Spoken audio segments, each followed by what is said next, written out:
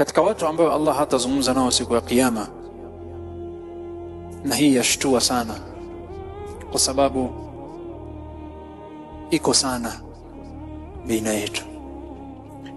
Hadith ya Bwana Mtume Muhammad sallallahu alaihi wasallam iliyokuja katika Sahih al-Bukhari, hadith ya Abi Dharr al-Ghifari radiyallahu anhu qala qala Rasulullah sallallahu alaihi wasallam thalathatun, watu watatu, la yukallimuhum Allahu yawm al-qiyama, Allah hatawazungumzisha, wala yanzuru ilayhim, Mwenyezi Mungu hatawaangalia, wala yuzakkihim, wala hatawatakasa, walahum adhabun alim, na mwana adhabu liko chungu siku ya kiyama. Ar-Rasul akarudia mara tatu, kuna watatu Allah hatazungumza nao, hatawasemesha, hatawaangalia, hatawatakasa, na kuna adhabu. Kuna watatu.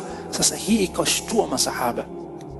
Qala Abu Dharr faqultu khabu wa khasir man hum ya Rasulullah, ya Rasulullah, hawa ni kina nani? Wamepata hasara hawa ni kina nani? Tuambie ya Rasulullah. Qala sallallahu alayhi wasallam almusbilu izara, mtu ambaye nguo yake mwanamme inapita chini ya jicho la guu. Sasa kama una kanzu, una suruali yapita mpaka inapita jicho la guu, huu ndio hujulikana kama musbil. Hii ndio jicho la guu. Sawa, ikipita no tayari afishakunja lakini alikuwa amekunja kabla hajakuja.